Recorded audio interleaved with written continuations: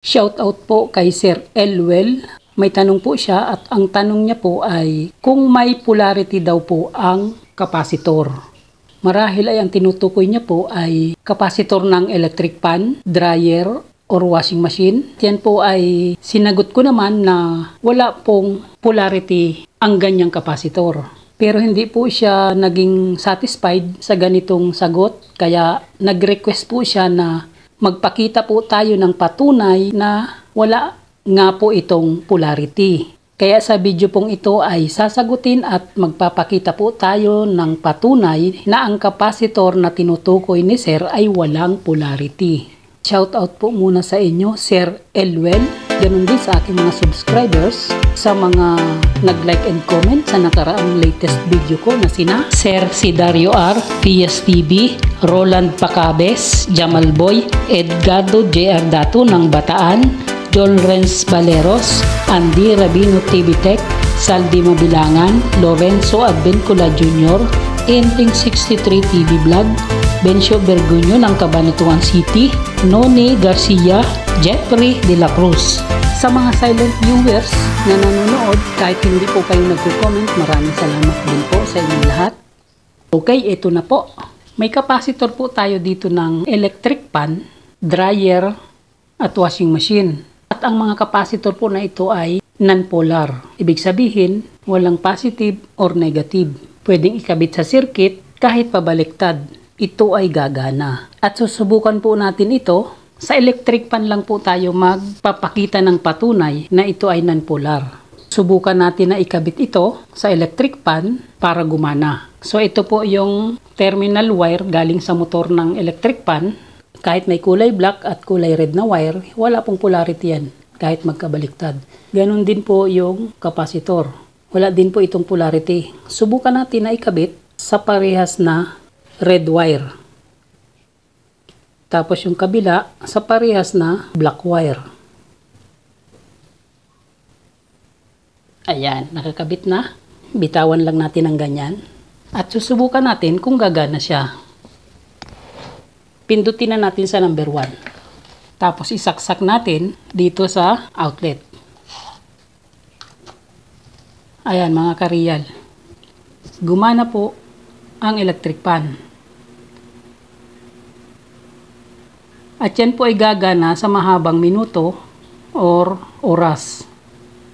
Dahil tama po yung connection niyan. Mapapansin ninyo na ilang minuto na. Kung baliktad ang kabit niyan at yan ay polarized or may positive negative, puputok po ang kapasitor pagka may positive negative at mali ang connection. Pero dahil po yan ay walang polarity, hindi po siya pumuputok. Bunutin ulit. At susubukan natin ito na baliktarin. Yung black ng kapasitor, ilalagay natin sa red ng terminal wire galing sa motor. Ito, babaliktarin natin ngayon ang connection. Yung black ng kapasitor, nakakabit naman na ngayon sa red ng wire ng motor. Tapos itong red ng kapasitor, ilagay natin sa black ng terminal wire ng motor. Ayan, nakakabit ng pabaliktad. Bitawan lang natin ito. Isaksak ulit natin ito dahil yun ay naka number 1 na. Automatic na gagana na dapat. Ayan mga kariyal at Sir Elwell. Kung mayroon pong polarity, ang kapasitor na yan, dapat po yan ay segundo or minuto ay puputok na siya. Dahil yan po ay non-polar, walang positive negative, kahit magkabaliktad ay gagana po siya sa mahabang minuto or oras or panahon. Hindi po siya pumuputok sa ganitong tagal ng inandar. Ibig sabihin po niyan ay non-polar po ang kapasitor na yan. Gumagana siya kahit baliktarin ang koneksyon. Sana'y nalinawan po kayo, sir, o kung sino man ang may gustong malaman ang ganitong impormasyon Non-polar po ang capacitor ng electric pan, washing machine, ganun din ang dryer. Kahit nakabaliktad ang kabit ay okay lang.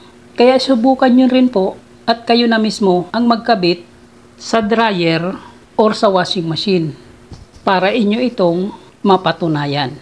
Paki-like and share naman po nito para hindi matakot magkabit ng capacitor yung iba. Paki-subscribe na rin dahil ito po ang aking munting channel. The real life Dickens real vlog expresses the reflections of a common worker, driver, technician, and a barber.